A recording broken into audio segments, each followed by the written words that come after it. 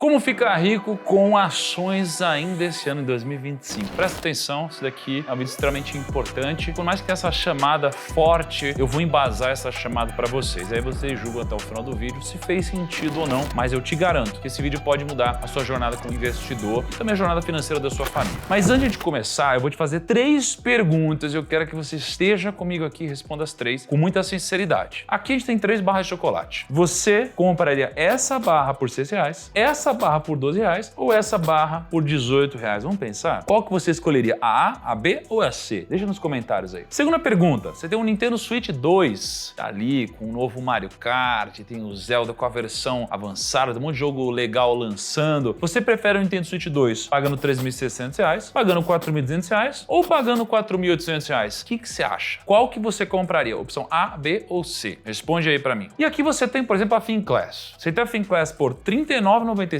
por mês, por R$80 por mês ou por R$100 por mês. Qual Finclass você assinaria? Pagando R$39,95, que aliás é a promoção que vai ter amanhã, que é o dia da independência da Finclass, ou você pagaria por R$80 ou R$100 pelo mesmo produto? Escreve aí, opção A, B ou C. Desde que os fundamentos eles não mudem, provavelmente você escolheria os produtos com o menor preço possível, não é? É o lógico a se fazer. Você que está aqui no canal do Primo, eu imagino que você é um cara lógico, ou você é uma mulher inteligente, então você tomaria uma decisão lógica, certo? Só que o mercado financeiro é o único lugar onde as pessoas fazem exatamente o contrário. Como assim, Thiago? Sim, as pessoas fazem o inverso, acredite se quiser. O mercado financeiro é o único lugar onde as pessoas elas fazem o contrário e eu vou provar para vocês aqui com 10 gráficos. Então se prepare. Esse é o primeiro gráfico. O que a gente tem aqui? A gente tem a participação dos diferentes tipos de investidores no volume negociado na bolsa, na B3. Então na bolsa de valores, você tem várias ações, não tem? Você tem Petrobras, você tem Arezzo, você tem Bradesco, você tem Vale do Rio Doce, aí você tem pessoas comprando, pessoas vendendo. Você tem pessoas que compram, às vezes, de fundos. Você tem fundos que vendem para investidores estrangeiros. Então você tem uma série de tipos de investidores diferentes operando entre si. E aí você tem um volume gerado por esses investidores. Aqui você tem uma linha, que é a linha verde, que é a linha dos investidores não residentes. Você está falando de quem mora fora ou de fundos fora, coisas fora. Você tem a linha azul, que é a linha de institucionais locais. Você tem a tesouraria do banco, esse tipo de coisa. Aí você tem aqui a linha roxa, que são as pessoas físicas, somos nós geralmente operando. Aí você tem as instituições financeiras e aí você tem as empresas. Tá? Então você tem uma empresa ali, ela tem o caixa dela, ela compra ação, vende uma ação, faz alguma coisa assim. Só que quando você olha para isso, não dá para enxergar muita coisa, né? Talvez esteja meio difícil de você enxergar alguma coisa. Então vamos chegar mais de perto para ver se a gente entende alguma coisa desse gráfico. Esse daqui é o volume negociado por pessoa física. Você tá vendo que o volume fica meio parecido, de repente ele dá um spike e aí depois ele cai muito. Significa que aqui você tinha quase 28% do volume da bolsa nesse período ser negociado por pessoa física e ali já é um volume muito mais baixo. Então a participação do investidor em 2017 saiu de 20% e foi para 27%. Olha como subiu. Será que foi sorte? Será que foi acaso? Hoje a gente está na menor participação de investidores pessoa física na bolsa desde 2015. A gente estava aqui e agora a gente está aqui. Então a gente nunca teve tão pouco pessoa física comprando e vendendo ações. Só que é aqui que está o ouro, ó. Aqui está o ouro. Presta atenção no que eu vou te explicar.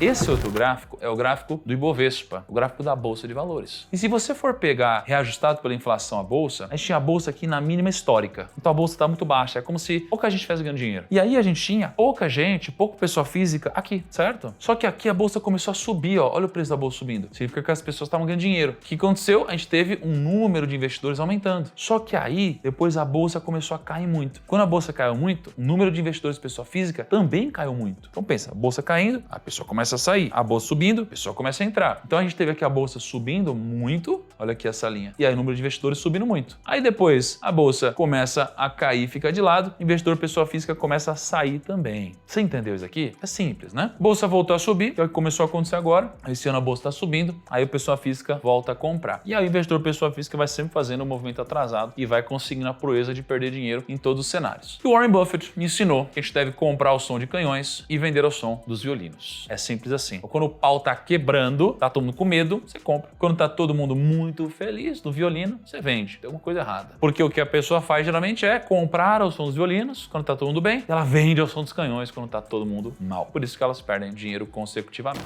Porém, não é só o investidor pessoa física que faz isso. Os fundos de previdência complementar, eles estão com exposição à renda variável nas mínimas históricas. Então essa linha aqui vermelha vermelha é a linha de quanto tinha renda fixa, azul é quanto tinha renda variável. Aí 2020 para 2021, diminuiu o número que tinha à disposição a renda variável, diminuiu de novo, diminuiu de novo, diminuiu de novo e diminuiu de novo. Tá? Então a gente está no menor patamar aqui de exposição a ações em fundos de previdência complementar. E os gestores de previdência, eles precisam prestar contas dos resultados trimestrais anuais. Então você imagina ele tendo que prestar conta para um monte de cotista e falar, olha, esse mês aqui foi mal. Se isso começa a acontecer por muito tempo, ele começa a ter alguns atritos profissionais. Então, geralmente, se a bolsa vai mal, ele se sente na obrigação de reduzir renda variável e acalmar os ânimos dos clientes, né? É em todo lugar? Não, mas geralmente isso acontece. Isso também acontece com fundos em geral, porque o investidor ali, né, o gestor não quer passar por esse tipo de adversidade. Então, veja só, aqui a gente tem o total de valor investido na indústria de fundos locais. E a gente tem aqui em amarelo, basicamente, o patrimônio investido do fundo e em cinza a gente tem o patrimônio investido em renda variável no fundo. Então, essa linha vermelha é o quantos por cento renda variável, ações, por exemplo, representam dentro do total que o fundo tem investido, certo? Então, imagina só, quando a gente olha para isso, a gente diz que nesse momento, que é 2007, 22% do dinheiro dos fundos está investido em equity. Quando a gente olha para cá, a gente está dizendo que em 2018, 10,3% do dinheiro dos fundos está investido em equity. Então veja que tem uma discrepância muito grande. Será que é por acaso? Adivinha o que aconteceu com a bolsa nesses períodos? Esse aqui é o gráfico da bolsa. Então veja que aqui a bolsa caiu, aí a gente teve um percentual de lado. Quando a bolsa começou a subir, olha o que aconteceu, exposição de ações começou a aumentar muito. Quando a bolsa começou a cair, exposição de ações diminuiu muito. Quando a bolsa começou a subir, exposição também subiu muito. E aí assim por diante. Então geralmente tem uma correlação entre bolsa subir e os fundos comprarem mais ações. Poxa, não deveria ser o contrário? Comprar ações antes e vender ações antes? Deveria ser um pouco do movimento anticíclico.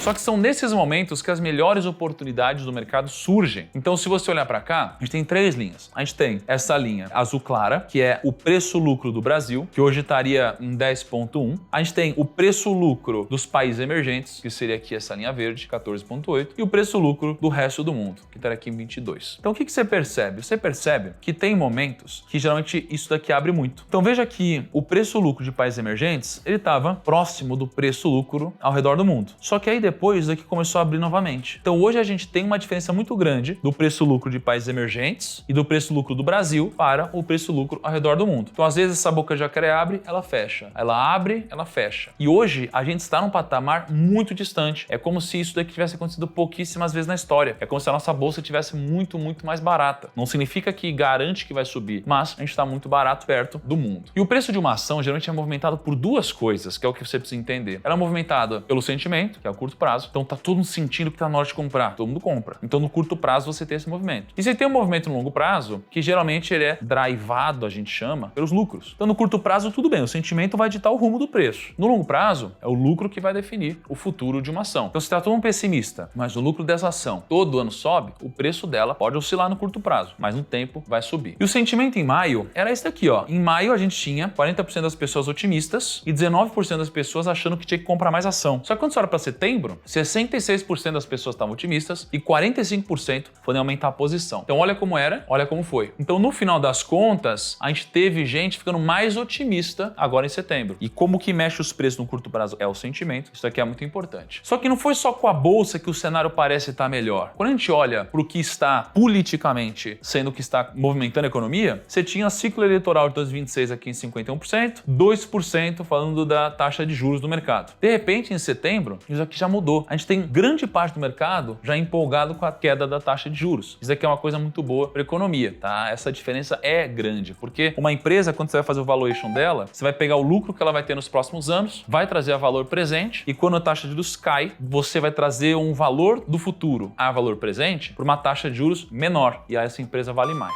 Só que adivinha o que é que acontece se a taxa de juros cair mesmo antes do previsto? Toda vez que os juros caem, a bolsa sobe. Então a linha verde é a bolsa de valores, a linha vermelha é a taxa de juros. Quando a taxa de juros subiu, o que aconteceu com a bolsa? Ficou de lado aqui e caiu. Subiu 60%, caiu 20%. Quando a taxa de juros caiu 80%, a bolsa subiu 135%. Aí quando a taxa de juros subiu 550%, a bolsa caiu 10%. Aí quando a taxa caiu 30%, a bolsa subiu 20%. E aqui é o momento onde a gente deveria se antecipar, porque a taxa de juros realmente está muito alta. Vamos olhar para o que talvez seja o melhor definidor, né? A coisa mais importante que a gente deveria olhar quando a gente fala de longo prazo em ações, que é o lucro. Quando a gente olha para o relatório de lucro das empresas que a XP cobre, a gente tem resultados saindo aqui, ó, acima do esperado. Tá vendo que está muito acima do que estava anteriormente? Resultados saindo acima do esperado. Quando a gente olha para a cobertura do BTG, os resultados estão saindo todos fortes ou neutros. Poucos resultados saindo com uma relação fraca. Isso está acontecendo com toda a bolsa de valores. E isso daqui é muito bom, porque imagina que aqui a gente tem na linha azul o Ibovespa e na linha amarela a gente tem o lucro antes dos impostos, das taxas, da depreciação e amortização. Então imagina que é como se o lucro das empresas tivesse subido, mas o preço não acompanhou esse lucro. Então olha que interessante, o preço da bolsa sempre acompanhou o lucro das empresas. De repente o lucro aumentou e o preço não acompanhou. Então isso daqui significa que em algum momento é possível que essa boca de jacaré feche, né? A gente nunca teve uma janela tão grande quanto a gente tem hoje. Olha aqui, pelo menos não desde 2006, né? E agora que a gente já viu os 10 gráficos que trazem todas essas informações, a conclusão que a gente tira é que o curto prazo e o longo prazo, eles apontam, pelo menos indicam, né, para a direção de que no tempo o mercado de ações poderia se valorizar. Só que o ponto é que talvez a gente não tenha muito tempo, porque o mercado já subiu 21%. E por mais que seja uma alta boa, ela ainda é pouco perto do que poderia ser. Mas esse ano o mercado já subiu. E a pergunta que fica é, onde investir? Você deve estar se perguntando isso agora. Não, entendi. Mas o que eu faço então com o meu dinheiro? Onde eu boto minha grana? E a gente tem um estudo que a gente puxou aqui da Nelogica e da Rico, onde a gente pega a média de retorno por setor nos últimos 5 ciclos onde a economia foi baixando taxa de juros. Então, construção civil, por exemplo, 12 meses depois disso, subiu 87%. Varejo, 12 meses depois disso, subiu 82%. Tecnologia, subiu 64%. Então, a gente tem, basicamente, quase todos os segmentos subindo depois de 12 meses. Na verdade, depois de 6 meses já subindo, depois de 12 meses todos subindo depois de uma queda de taxa de juros. Em especial esses daqui, construção, varejo, tecnologia, saúde, transporte e bens de capital. Aí você pensa, entendi, Thiago, então se vai cair taxa de juros, eu deveria ter ações nesse segmento? Talvez. Só que a gente está vendo acontecer exatamente isso agora. Tá? Você tem uma série de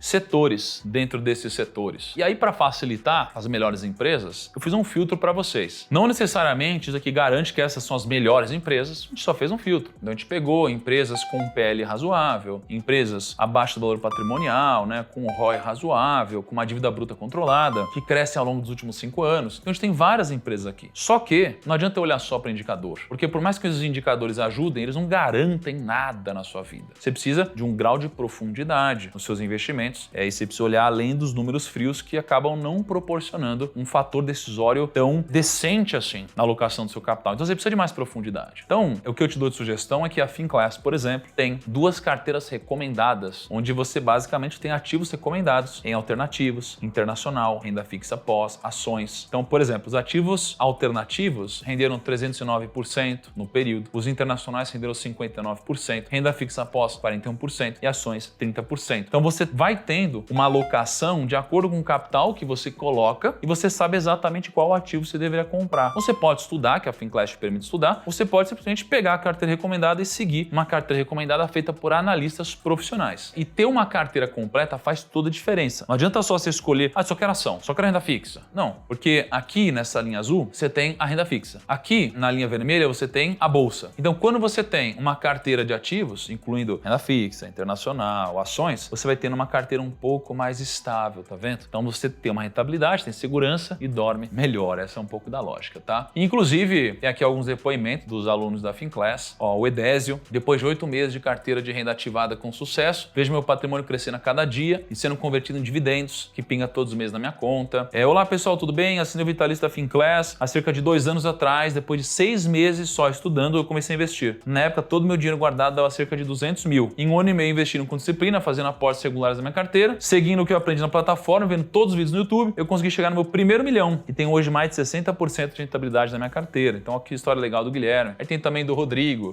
Comprei call de C&A, saiu hoje com 450% de lucro. João Vitor também. Então, tem muitas histórias legais na Finclass, tá? Porque ela também é uma comunidade. São mais de 150 mil membros numa comunidade discutindo, querendo chegar no mesmo lugar. E a boa notícia é que a Finclass já é uma plataforma incrível que pode transformar a sua vida, mas amanhã, no dia da independência, ou hoje, dependendo de quando você estiver assistindo esse vídeo. Você pode assinar a Finclass, receber tudo que tem dentro da plataforma, mais vários bônus, e você pode receber tudo isso não pagando R$ 12.323,70, mas pagando R$ 39,95 por mês do plano anual. Então, é uma baita oportunidade para você. Não faça como os investidores que querem geralmente pagar caro. Tente pagar mais barato para você aproveitar oportunidades. Grande abraço, até o próximo vídeo e tchau!